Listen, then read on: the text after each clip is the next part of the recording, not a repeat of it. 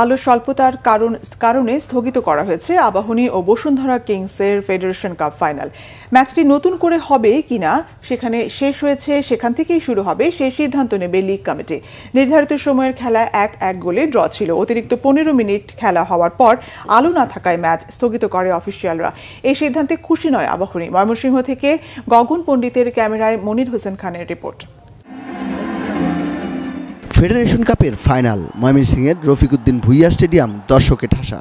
বসুন্ধরা ও আবাহনীর এগিয়ে যাওয়ার চেষ্টা, সে চেষ্টায় শুরুতে সফল কিংস। ম্যাচের 6 মিনিটে লিড বসুন্ধরার। আর্জেন্টাইন রিক্রুট এদুয়ার্দোর পা ছুঁয়ে বল আবাহনীর জালে। ম্যাচে ফিরতে বেশি সময় নেয়নি আবাহনী। মাত্র 7 মিনিটের অপেক্ষা, ইব্রাহিম আকাশী নীলদের দিলেন দম ফেলার সুযোগ। ম্যাচে ফিরল সমতা। এরপর দুই দলের গাজোয়ারি ফুটবল, বলের চাইতে যেখানে প্রতিপক্ষের শরীরই প্রধান নিশানা। দুই দলকে ঠান্ডা করতে এগিয়ে এলো প্রকৃতি। ঝুম বৃষ্টিতে দ্বিতীয়ার্ধের ম্যাচ গড়াতে না গড়াতেই পণ্ড। খেলা শুরু হলো প্রায় 1 ঘন্টা পর। ভেজা মাঠে বল নিয়ে দৌড়ানোই মুশকিল। তারপরও আবাহনীর সুযোগ ছিল ম্যাচ জয়ের। কাদা মাঠে ওপেন নেট মিস আকাশী নীলদের। অতিরিক্ত সময়ে কিংসের রেড কার্ড। আবাহনীর 11 জনের বিপক্ষে বসুন্ধরার 10 জনের লড়াই। ফ্লাডলাইট নেই। অতিরিক্ত সময়ের এক অর্ধ খেলা হলো, তারপরই ম্যাচ পরিত্যক্ত।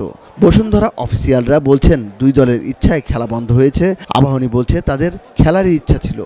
বাইরে সাজেস্ট করেছে যেইখানে খেলা শেষ হচ্ছে সেইখান থেকে আবার খেলা শুরু হবে এবং ম্যান থাকবে আমাদের 10 জন, ওদের 11 জন। Same decision has given by the referee team. এখানে একটা খেলা যখন পরিচালিত হয় সেটা ডিসিশন দেওয়ার মালিক হচ্ছে রেফারি দিয়েছেন ডিসিশন।